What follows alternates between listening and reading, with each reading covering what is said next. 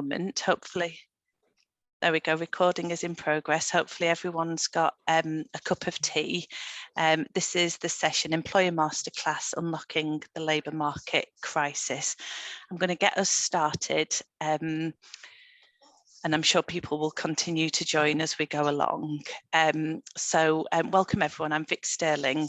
I work at South Yorkshire Housing Association, but today my role is, I'm the programme lead for Age Friendly Sheffield. That's a piece of work that we've been developing over the last few years, and I'll talk a little bit more about that at the end of the webinar. But the webinar you're here to listen to today is an Employer Masterclass on Unlocking the Labour Market Crisis, Talent Across the Generations. So like I say, I'm Vic Sterling, Head of Service, and we've got two brilliant speakers joining us today. So we've got Angela Watson. Angela is the Age Project Manager at Business in the Community. And it's a fantastic partnership between Business in the Community, Sheffield Chamber of Commerce and Sheffield Business together. And then we're really hoping, fingers crossed, because she's not been able to join us yet, I don't think, unless I've not. I'm here. Ah, brilliant. Lovely to see you, Mary. So we've got Mary Bright from Phoenix Group.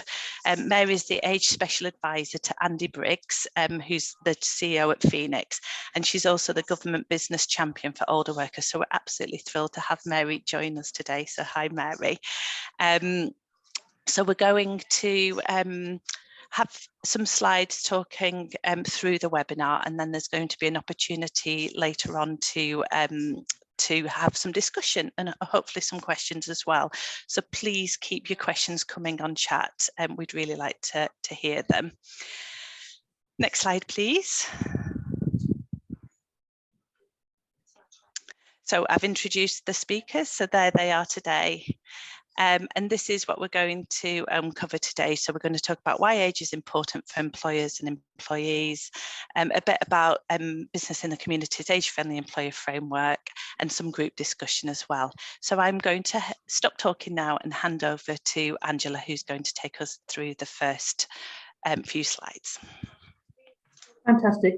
Thank you, Vic. And as you've mentioned, I'm particularly pleased to be here today. This is the first day of National Older Workers Week for 2022. So a great opportunity this week to share lots of messages and think about older workers, but it is a time when older workers are feeling hugely pressed as a result of the cost of living crisis. And so we want to spend the next hour really thinking about how we can support that group to unlock the talent that's there, and also meet those talent needs that the labour market has when they're facing record vacancies at the time, so allowing them to access that immense talent and experience of the too often overlooked older workforce. That's what we're going to try and do today. So if we can move on to the next slide, please. We'll just, if I can just introduce Business in the Community. You may not be familiar with BITC, but we are the largest and longest established business-led membership organisation dedicated to responsible business. And our ambition is to, for the UK to lead the world in responsible business. We work with our members to continue to improve their responsible business practice and leverage the collective impact of those members for the benefit of our communities. So it's that business and communities working together. And we have particular focuses at the moment around developing a skilled and inclusive workforce and ensuring that work is good for everyone. So those are particularly critical areas for the older workforce. Okay, if we can move on to the next slide, please. What I wanted to do up front, as I don't know how many of you are familiar with the ideas around the older workforce and supporting them, is to just, if we could have a little bit of focus time, to have a little bit of a think about what we think about when we think of the older workforce. So what do we think is the proportion of people over 50 in the workforce at the moment?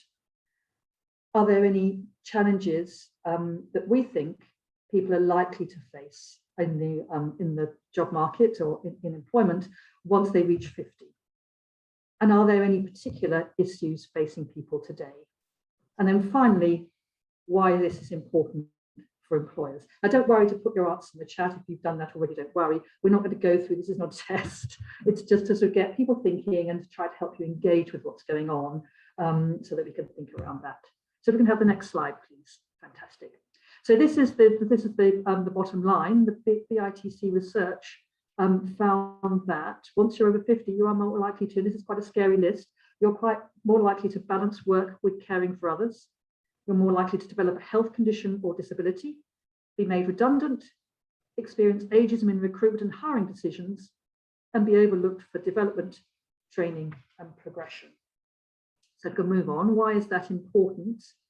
Putting age in context, why that's important is today there are 5 generations working in the UK workforce side by side, with people working from 16 and through to 70 and over.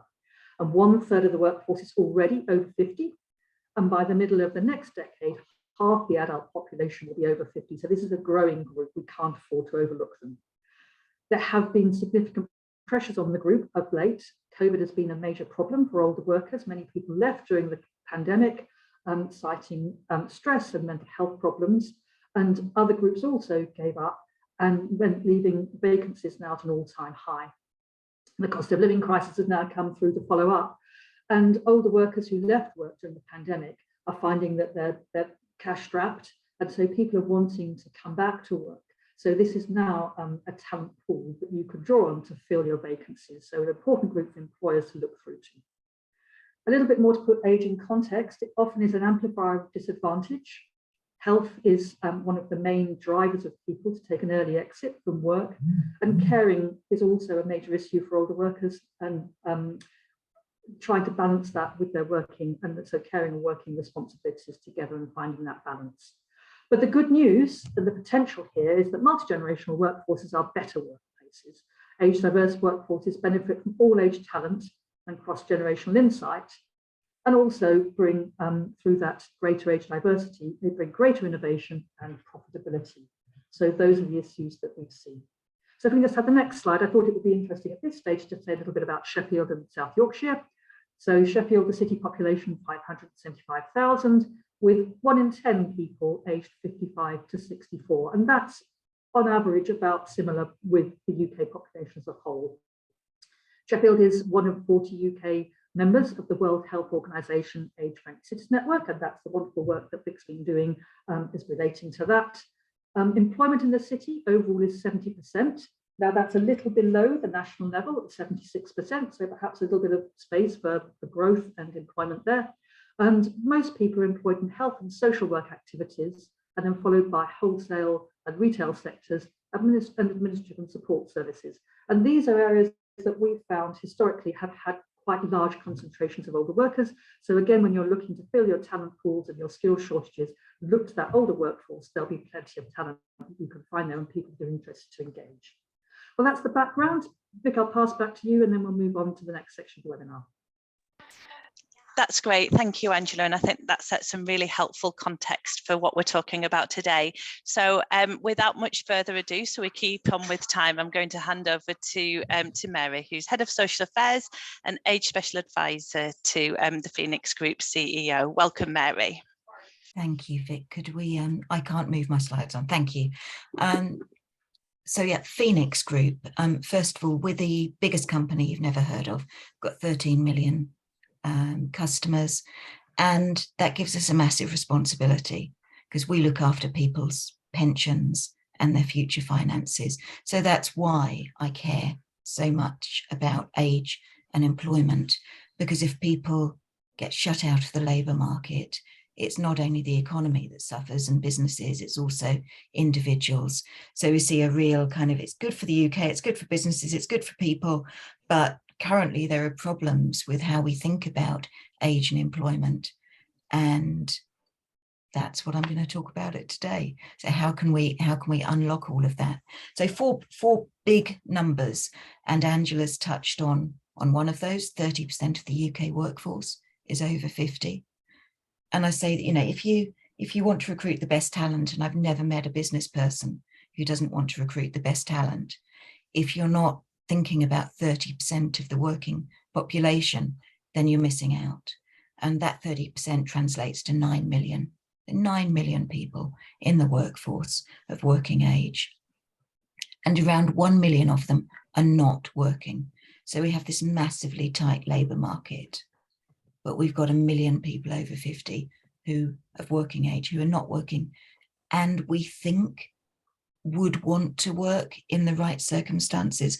So around 45% of people who have left employment are considering going back because of cost of living. There are a massive number of people who have left for caring responsibilities, who left because the job just didn't respect them and didn't make them feel good. So many people I speak to in the public sector have left because of relentless amounts of workload, but they've got massive talents and could come into any sector and transfer that and think about their transferable skills. It's about thinking differently.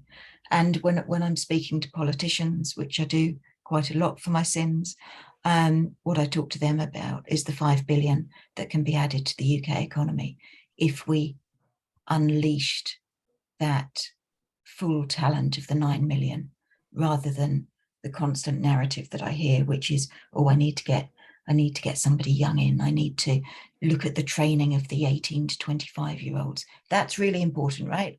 Everybody is important though. And there's been, as Angela said, such a lack of focus on the potential of people over 50. And just to challenge some of those myths, yes, you're more likely to get a musculoskeletal condition when you're over 50. But the biggest reason for workforce absence in the UK is mental health problems. And people over 50 are the least likely to have mental health problems. So you can hang on the negatives, or you can hang on the positives, or you can just think about there being a range of people with a range of circumstances, and good employment is about good employment for everybody. I know I'm cantering on, so as you get thoughts and questions, please write them down in the chat or whatever. Next slide, please. So really simply, what can you do? And I know Angela's going to talk about this more, but when I talk to employers, I talk about these 3 steps: look, listen, and act. And the reason I talk about those 3 is because all organizations are different sizes, different sectors, different age demographics that are represented in them. But these 3 steps apply to absolutely everybody. So first of all, it's looking at your age breakdown. And one of the simplest things to do is to map your age breakdown on a bell curve, and then to project that 5 years hence. And what most companies see and get is a realization that, not surprisingly, the workforce is aging. And so that look ahead enables you to anticipate what might be happening. Other organizations get a spike at the beginning of the bell curve, and they realize that their workforce is dominated in the 25% of the workforce that is, I made that number up by the way, that is under 30. So more people are having their 50th birthday each year than are leaving school. That's kind of the way that I think about talent. So have a look at what your bell curve is. Is it focused on a narrow bit? Is it a curve that is going to present you problems? So speaking to a financial services company a few weeks ago, and they've now put it as a risk to their business that they've got so many people approaching an age that they could retire, and they don't know if they're going to or not. And of course, there's no fixed age to retirement. So what are the conversations that they have? Contact centers are notoriously mono-generational.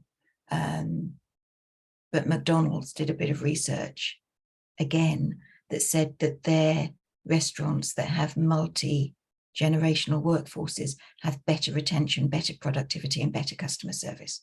So I know for many of you, I'll be telling you what you know, but really important. Look at what you've got, then listen to your people. For speaking to a hotel chain, and they'd realized that they needed to change the uniforms because they had quite a lot of women who were perimenopausal, and the fabric of the uniforms was just exacerbating hot flushes. And, so them, I said, well, it's kind of about shoes and loos, make sure people are comfortable and that they can do and it's just listening to people. And what I can't say is this is what you're going to find. What I can say is look at the data and listen to your people, and then take action. and that action will vary.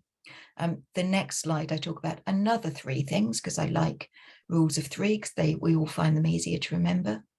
The 3 R's: recruitment, who you're getting into work; retention, how you're keeping people in work; and retraining, how you're enabling people to continue and develop in work. So they're the 3 stages that we think about. And what I ask is that in that look, listen and act, you think about those 3 R's and think about the actions that you can take. What are you seeing? What are you hearing? And then what are you doing against the 3 R's?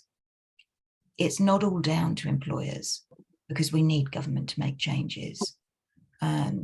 We also need individuals to stop discriminating against themselves, because really you're discriminating against your future self if you think, oh, I can't.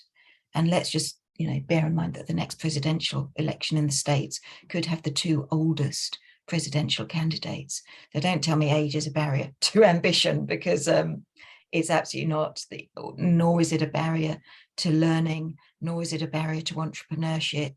It is sometimes a barrier in our own heads. And so individuals need to be made to feel welcome. I would love all companies to do a B&Q and say, we want the experience and the talent and the range of skills that you've built up over your lifetime.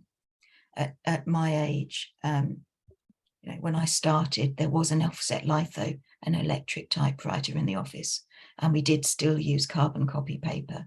And yet suddenly, and miraculously, I've managed to still be a productive member of the workforce, and have gone through, I argue, more changes than a Gen Z who is a digital native. We've adapted amazingly and have amazing skills. So next slide, I'm beyond running out of time. So recruitment, really simple. Look at the pictures that you've got, look at the language that you use, look at the places that you advertise. If you don't have grey hair and no hair in your adverts, you are giving out a really clear message that you don't want older people. If you're using words like dynamic, energetic, innovative, you're using words that those people who might be biased against themselves are reading as young, young, and young. So just think about that a little bit. And particularly in this labour shortage, don't necessarily, sorry, dog in the background,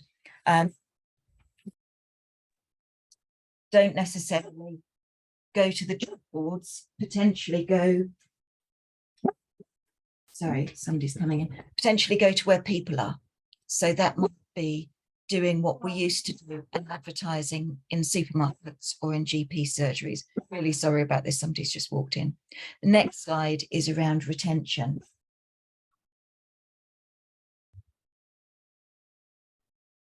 And here we're looking at that bell curve if you're thinking about who might be leaving. So this is things like menopause policies. It's about carers.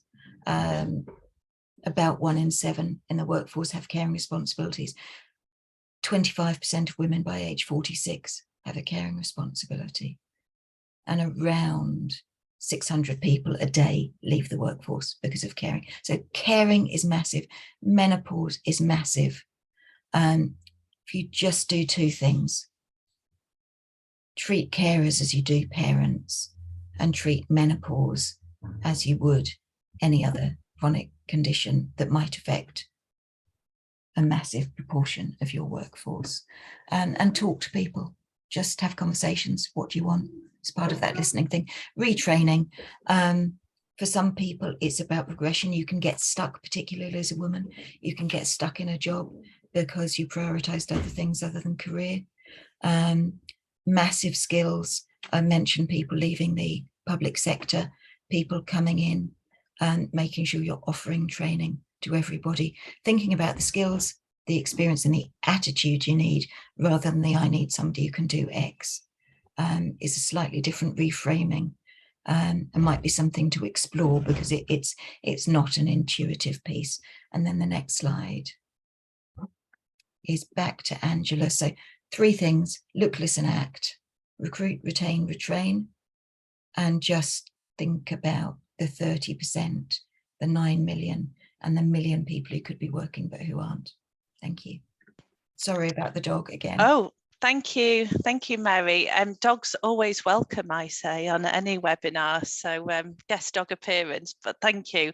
I thought that was really thought-provoking, but also I just love the simplicity of the messages that you're given here, and that you know, sometimes with things like this, it feels really big, doesn't it? But that message of just look at your data and listen to people is such a brilliant starting point for anything like this, because everyone's kind of journey of what they do here is going to be different depending on their organisation. So thank you so much, much appreciated. I'm going to hand straight back over to Angela now, who's going to continue. Thank you, Vic, and thank you, Mary. That was a really great review of the real opportunity that the older workforce represents, but also the challenges that they face. And so what I wanted to do was dig into this a little more. Mary had her 3 things. Business in the community has gone for 5 as our magic number, which kind of breaks out some of the detail just to try and think how we can come alongside businesses and really help you think, what can I do? So when Mary says take action, we all say, yes, what am I going to do? But what is that? If you're new on your age journey, or if you're at a later stage, what are you going to do to take that forward?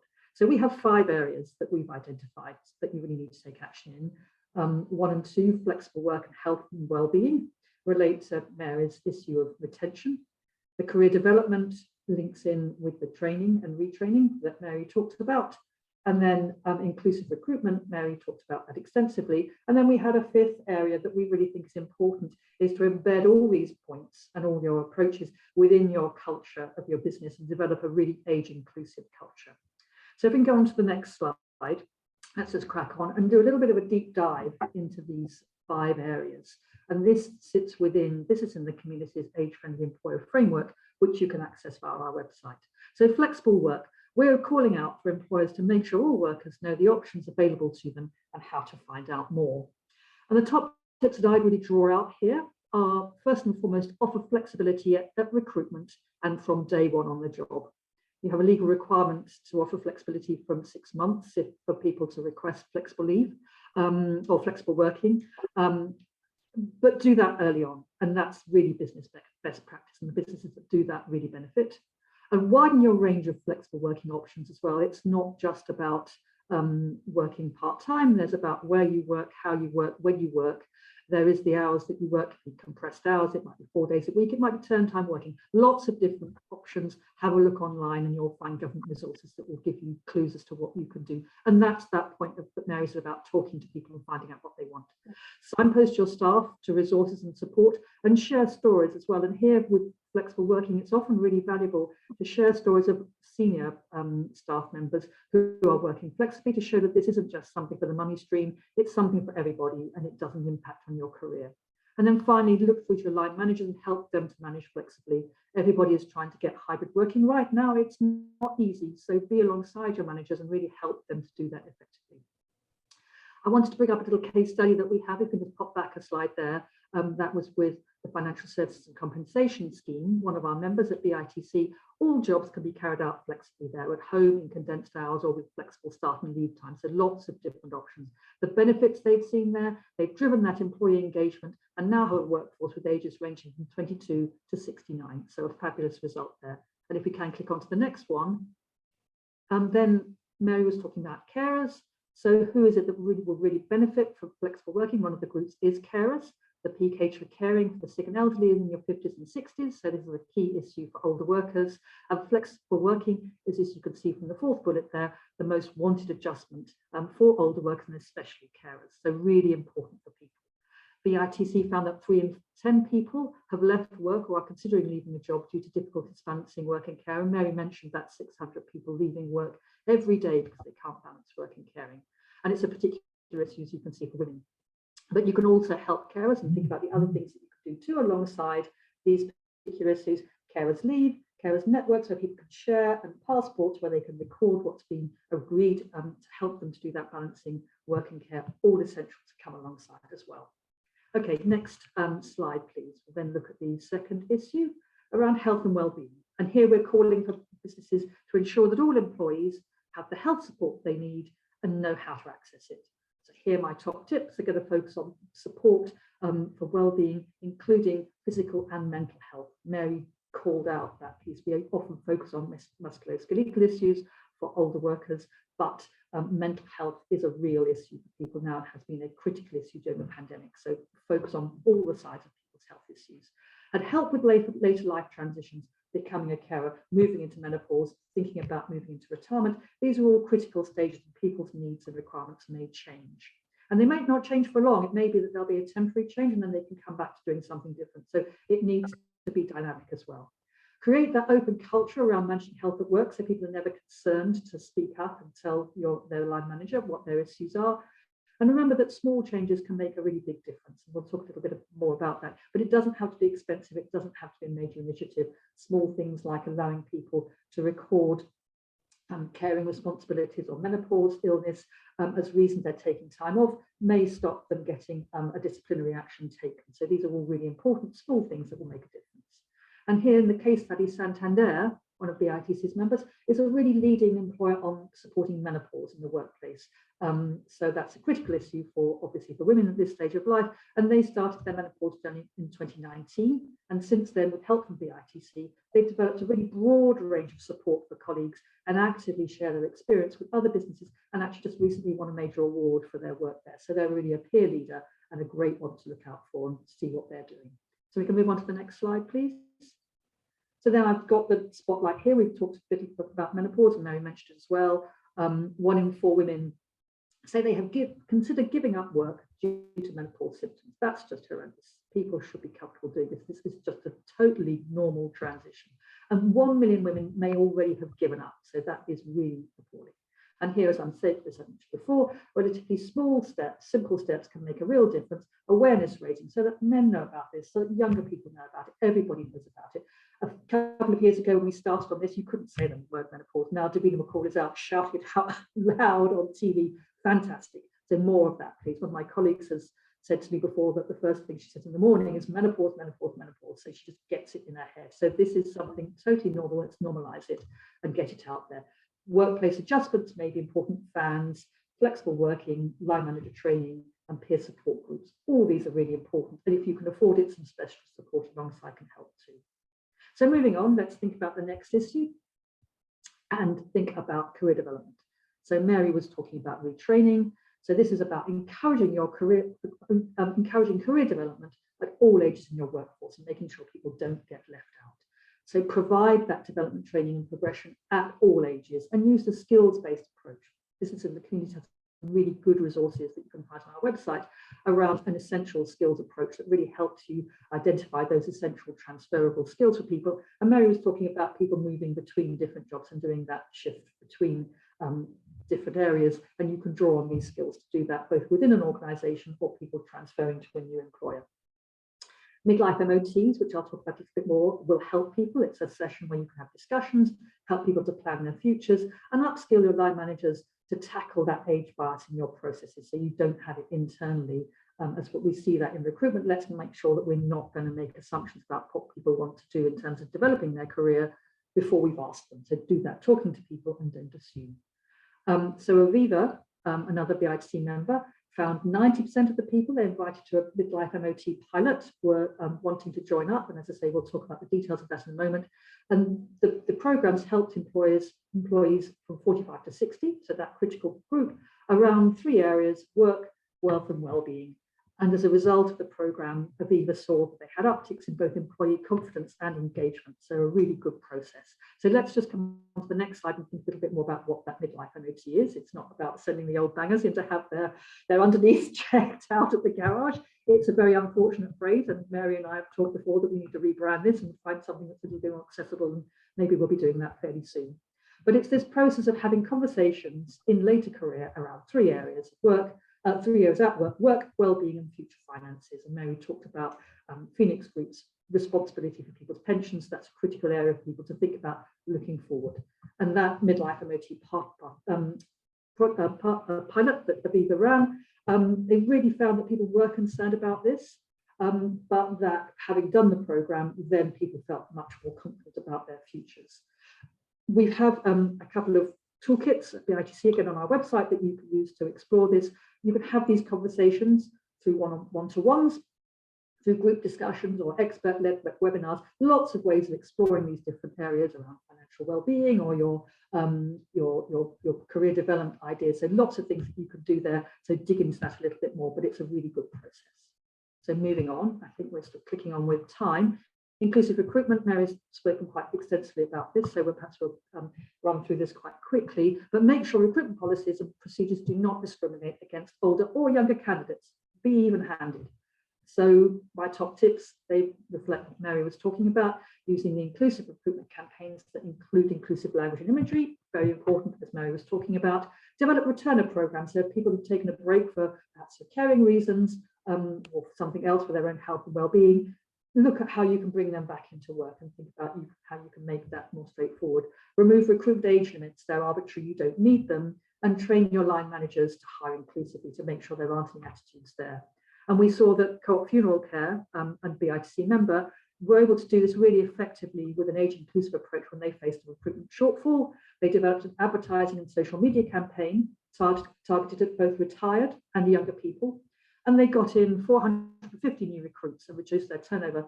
Fantastic result, which is reducing turnover from 22% to 1.4%. So really successful. So if we just move on to the next slide then.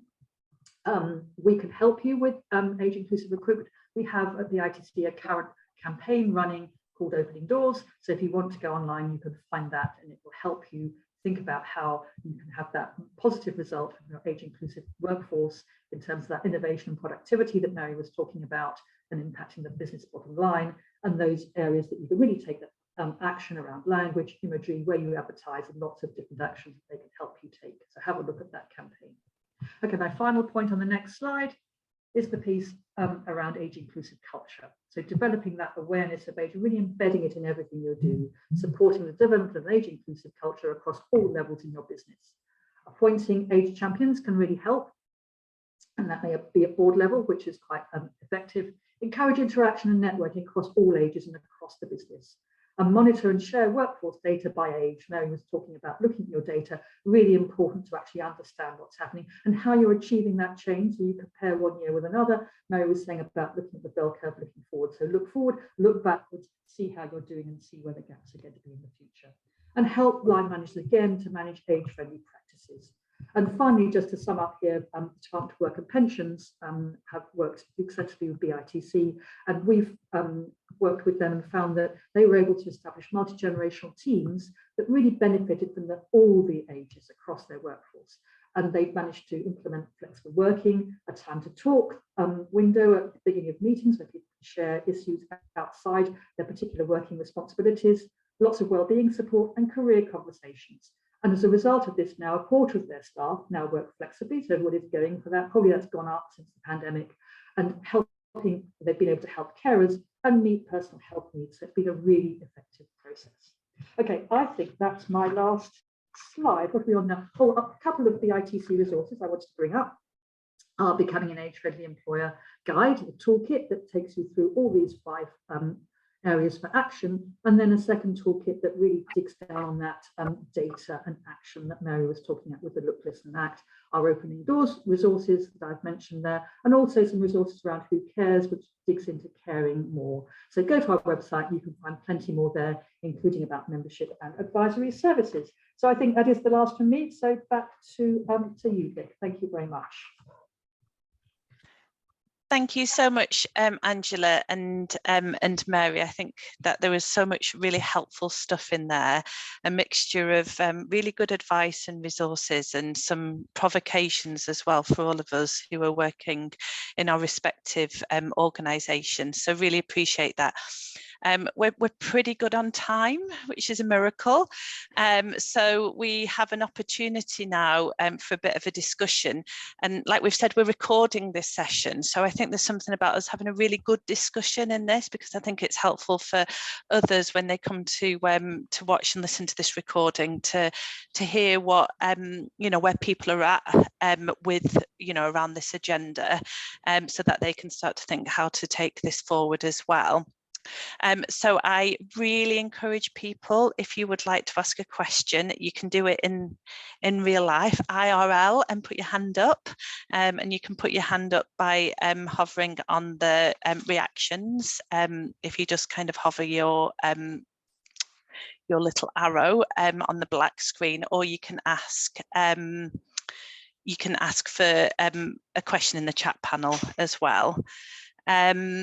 So Carolyn has kindly asked a question. So I'm going to ask Carolyn's question first, and then I'm going to come to Pippa, who's put her hand up. So Mary, I'll come to you first. Carolyn says, we've reframed our language when talking about many of the protected characteristics, particularly around race and LGBTQ+, but there still seems negative language around age, e.g. like cost of an ageing population, bed blockers, etc. How do we move on from this? Have you got any thoughts? Yeah, so I think age is a really difficult one, because we have a youth-centric culture, and ageism is language is embedded societally. You look good for your age is considered a compliment, so I think we can't change society. What can we do from an employment context? I think there's something around elderly people, and recognizing that with approaching 50% of the population going to be over 50, that's such an enormous group to say everybody is old. Pandemic was deeply unhelpful in saying age equals vulnerability. So I think we need to do something that says there are elderly people who are broadly those over 80. And then there are 80, by the way, is when the body cells start to deteriorate more quickly. Up until then, the aging process is largely lifestyle plus some genetics, if you have genetic predispositions. So then it's thinking about what words can we substitute. So you will have heard me say the word experienced quite a lot. So I talk, rather than about older workers, I tend to say experienced workers, people with a lot of life experience, people with accrued transferable skills. So I try to avoid saying the word older, which is difficult given the boss's job is business champion for older workers. And celebrate it. We know the power of storytelling. So telling stories about experience and saying, and with age has come this great experience. So trying to make little nudges that link age and experience, and telling positive stories around the things that have come with it. Having somebody post-menopausal, maybe whose children have left home, talking about the freedom that it offers, frankly. It can be quite, a time when if you don't then have further caring responsibilities, you may well be the freest you've been since your 20s. So no magic wand, but just separating this broad mass into different groups and celebrating positives would be my ways of approaching it. Thank you, Mary. Angela, have you got anything to add to that? Yeah, absolutely agree with everything Mary said there. It is a big issue, but it's about creating those positive images. But I think perhaps I'd add a couple of other points on there. I think the positive images need to come with the self as well. And I think Mary touched on that people can be very deprecating about their own age. So I think there's a piece about owning it, and there's a piece around understanding your own ambition and your own abilities and your own experience, and so being confident in the workforce. So I think that's a critical issue as well. It's not one I often like to call out too much, because I don't want to say that this is a problem for the individuals themselves, but it is a problem with society having so much focus on youth obsession, and that young people are the answer, and we know that they're not. And there's an interesting piece around type of skills that we have, and about fluid intelligence and crystalline intelligence that comes, the second comes later in life, that's around the experience you develop. And that fluid intelligence is that sort of what we have when we're very young, and that stays with us perhaps till we're 20, when we're like a sponge and soaking up lots of new information. And sometimes the tests that we set people will focus on speed and agility and able to sort of do something quickly, but that doesn't reflect that real wisdom that comes through in that crystalline intelligence that people have later on. So definitely issues there. I think one of the ways that you can overcome that is around creating those conversations. And Mary was talking about listening to your employees. I think it's really important as well if you can help people listen to each other. So if you can create those groups with carers networks or health and wellbeing networks, you can help people have those conversations across the, people to generations. I don't like, again, to divide people up into Gen Z and Gen Y. These are pretty arbitrary, but you can help people to have those conversations at different ages, and they'll find they have more in common with each other than they actually think. And that can really help people understand that somebody isn't totally different once they've hit that 50 point that we said, that we actually see that those assumptions are made. But if you can help people talk to people, they can see that. And that was one of the things that we saw with the DWP, with that aspect of them developing that multi-generational approach. Before the pandemic, they had started with a lot of their team meetings and have this session of sharing a little bit with time to talk at the beginning.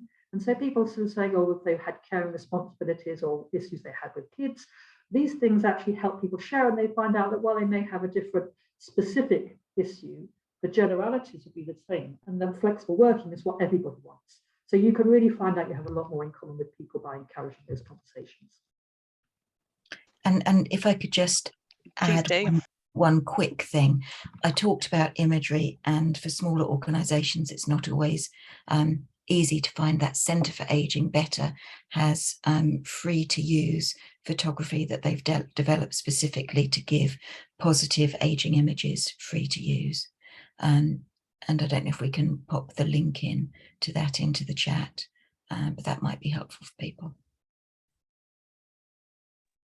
Yeah, it's a really brilliant image library, isn't it? Lovely. So yeah, it's really lovely. So when the next question's happening, I'll dig that out and get that into the chat, but we can also send it out as a link when we send the presentation out as well to participants. So yeah, thanks for referencing that. Pippa, you had your hand up, so I'm going to see if you still want to come in, but don't worry if you don't, but you did have your hand up. Yeah, somebody's actually touched on it a little bit in the chat, and it's really the difficulty in encouraging older workers to take up training. I manage a project in Sheffield called Advance, that's part of a South Yorkshire wide, that's all around helping people to develop new skills so they can progress in the career.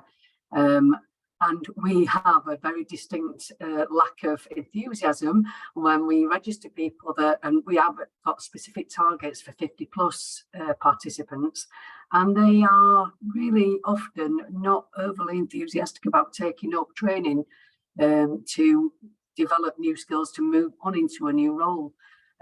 We're doing quite well on helping people develop new digital skills, but actually new vocational skills seems to be a little bit of a barrier. And I wonder if it would be really useful to see more people used in case studies that are older, giving examples of where they have undertaken training to develop new skills.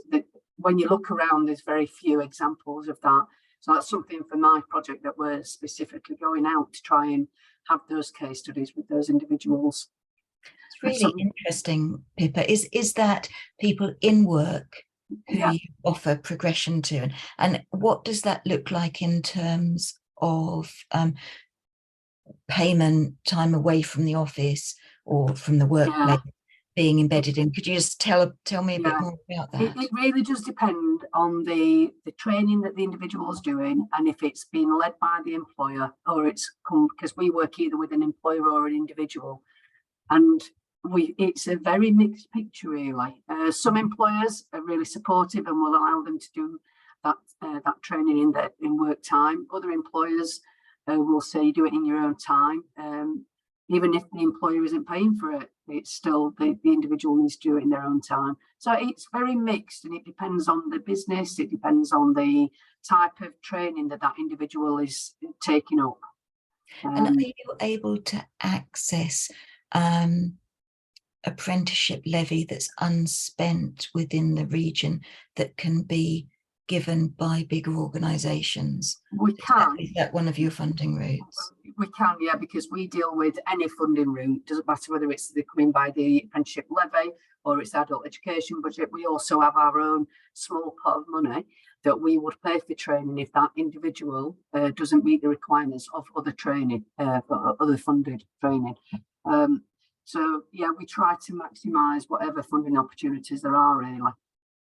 Really interesting. So I think there is a big problem about asking people to do it in their own time, because as we've talked about, people are more likely to have caring responsibilities. If you're going perimenopause, you're more likely to be bloody knackered, frankly. And so we did a bit of research, and I'll send the links, Vic, around the lifelong learning and attitudes towards it, but there are quite a lot of barriers to people doing the training that we need to think about, that maybe don't affect people earlier on in their careers. And it's largely, have I got time for it? How can I fit it in? And then if I invest in this, am I actually going to benefit from it? And I think the employers see that as well, don't they? The employers ask exactly the same question. Yeah. If I invest in this training, in this member of staff, am I going to benefit from? Because as we know, when you undertake training, you don't suddenly see a return on investment immediately. Sometimes there is a period of time. And I suppose from the point of view of some employers and individuals, what is that tangible return on investment? Yeah. And so one of the things that this research said is that if there can be a bit of a contract, verbal, between the individual and the employer, and at the moment for the employer it's about, are you going to stay here? Because the other risk for an employer is, I invest in you, then you're more employable and you go and get a better job somewhere else.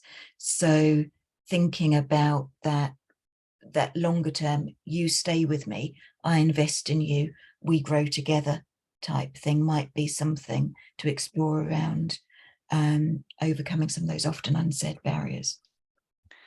Thank you. Yeah, thank you. Thanks Pippa, for that question, and yeah, just that thinking as well. And thanks, Mary.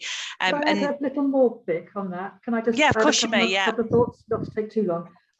Absolutely agree with everything everybody said there, and I think again there's that piece about listening to people and finding out how they want to do that training. So Mary's talking about, do people see value in it? BITC did research and found that actually older workers were keen to learn new skills and to develop their careers, but they wanted to do it in the way that was right for them. So that's definitely what you've been saying, but it is the solution, and the opportunity is to make it work for them. So what sort of training do they want to do? And I know I've heard people that are involved in training talk about the sort of 20-80 split between people liking to do, say, 20% in classroom sort of settings, and they like to do 80%, or maybe that's the average amount in an in-work setting, and so learning on the job. So how are you going to have people learn? Does it have to be something that they're going to do on a webinar? Can it be something that they can do as part of their work?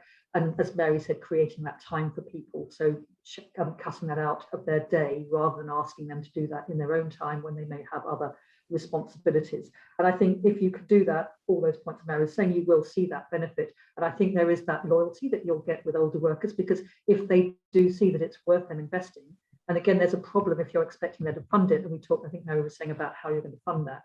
If people are having to fund it themselves, they may be concerned about making that investment. But if you think that people at 50 may be working till they're 70, people do have the potential for 20 years to have that as the time that they can see the benefit from that training.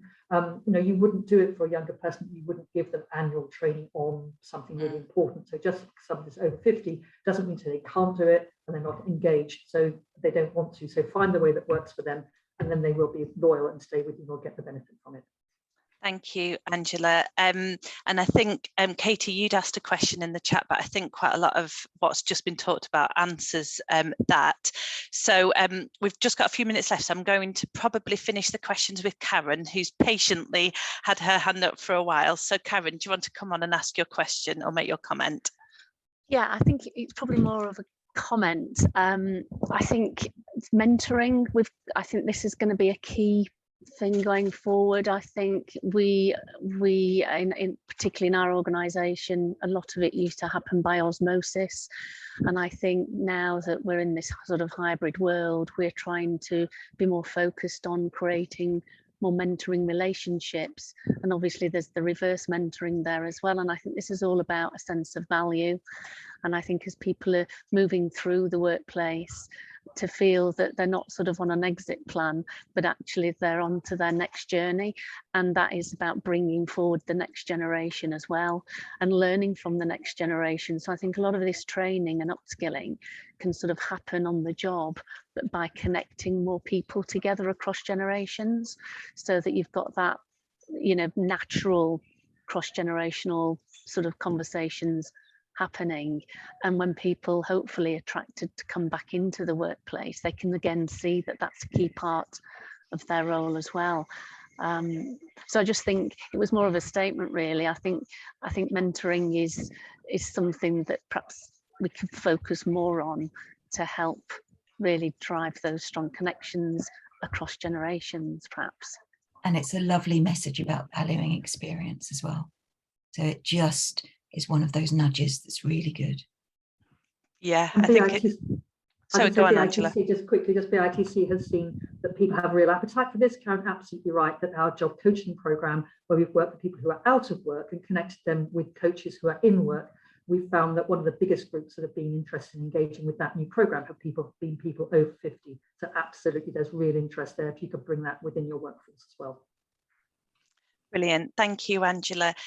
So it's 11:27. Discussions always go on. I feel like we could have another half an hour on this and get some really valuable stuff. I had some slides, but I'm not going to go through them because I know back-to-back meetings, and it's nice to be able to have a wee, isn't it? And that kind of thing. So I probably shouldn't say that on a recorded session, but we're not going to go over. What I did want to say is we've been working on age-friendly Sheffield, but also age-friendly Yorkshire and Humber as well. So we'll share the slides afterwards.